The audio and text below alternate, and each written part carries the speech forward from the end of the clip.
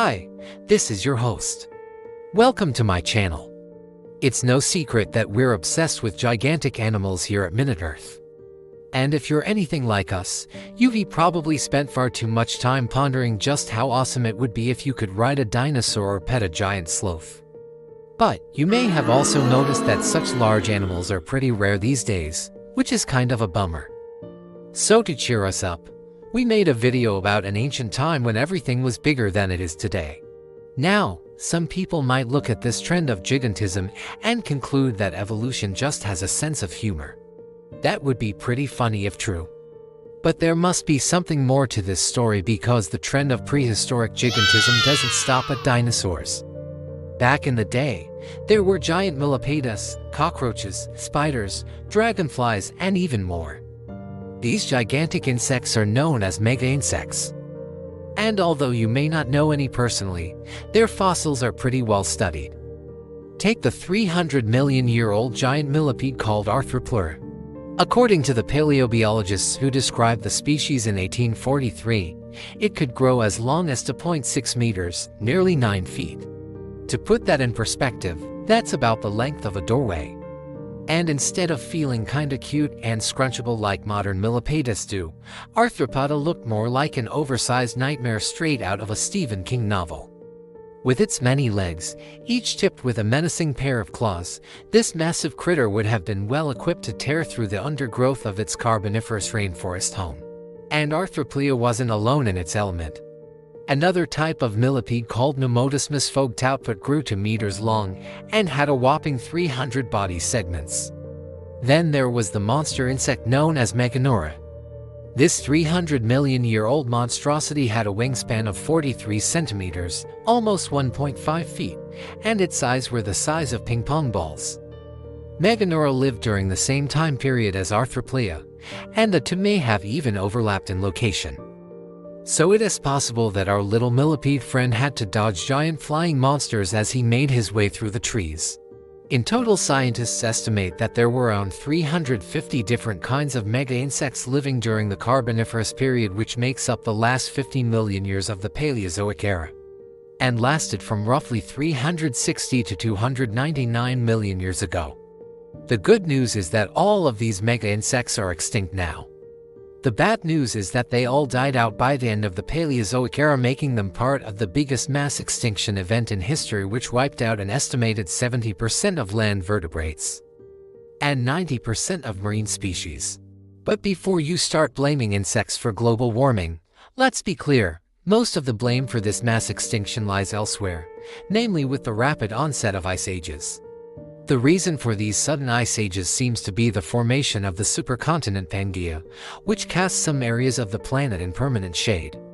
But the thing is, the conditions that led to the mass extinction also set the stage for the next chapter in Earth's Megafauna story.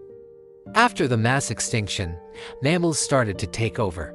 By the beginning of the Mesozoic era, which kicked off 252 million years ago, mammals were living all over the world and came in a wide variety of sizes, including gigantic.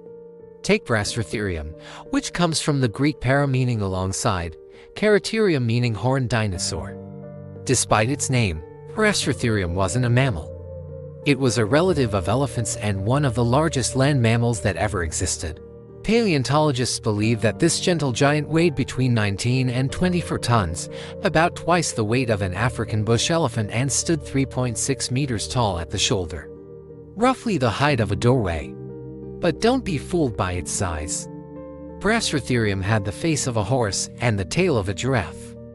In fact, it was so weird looking that it's been nicknamed the terror whale, even though it was totally terrestrial.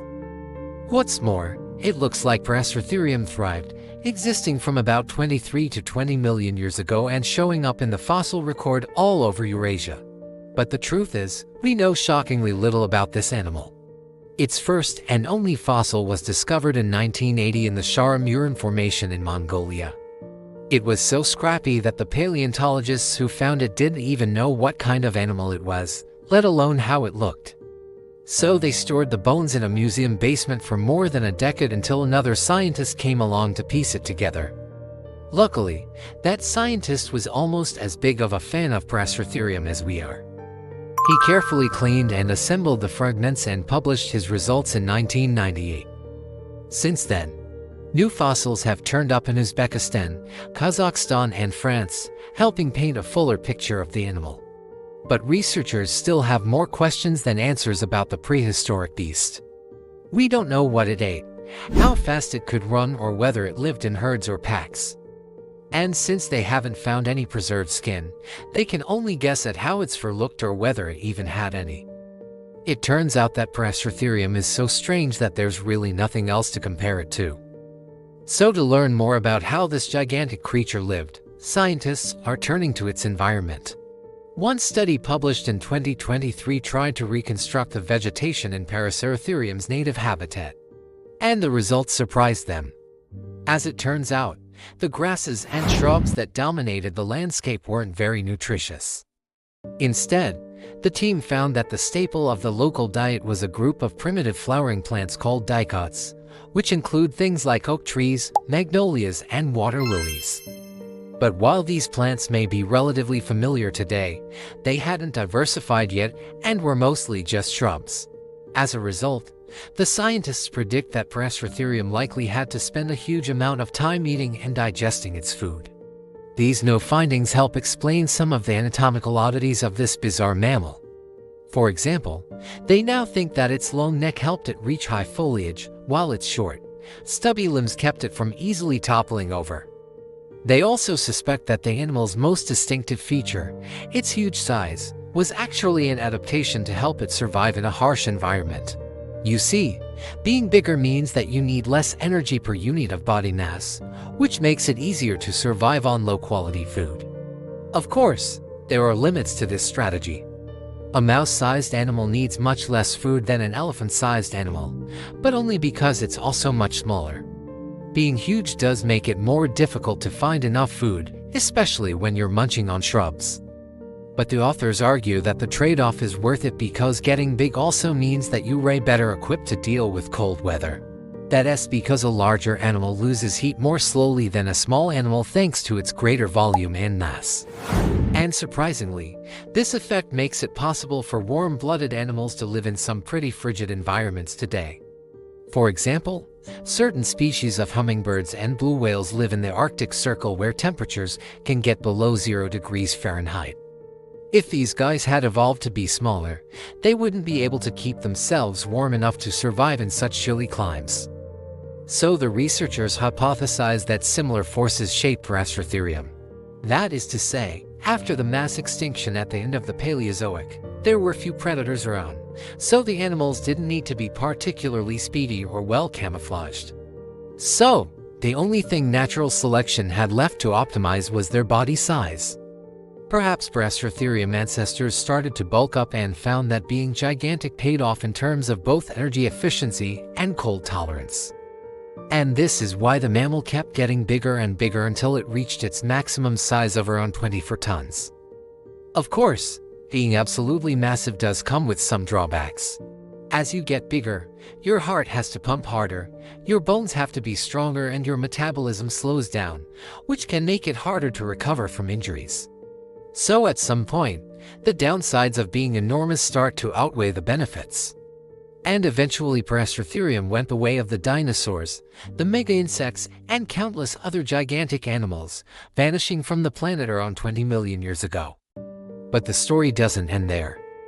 Megafauna and mega insects may be gone for now, but that hasn't stopped scientists from searching for signs of a new gigantism. And in 2023, they found some fascinating evidence that it may already be happening again. As it turns out, the animals living in the deep sea are starting to get bigger. In fact, a 5-year-long study of deep-sea fish in the Gulf of Mexico found that on average, animals collected in 2014 were 9% heavier and 2% longer than those collected in 2009. Even more shocking is that the fish collected in 2019 were 12% heavier and 4% longer than those from 2014. So whatever's causing this trend, it's happening quickly. And the culprit may be the same thing that caused the gigantism we see in the fossil record: oxygen. Not only are deep-sea creatures getting bigger, but the oxygen-carrying capacity of the deep ocean is increasing, thanks in part to declining levels of carbon dioxide. Since more oxygen means more energy, it's possible that the animals are growing bigger simply because they can. So it may only be a matter of time before we see the return of the giants. Thanks for coming along on this journey through time. Don't forget to like and subscribe.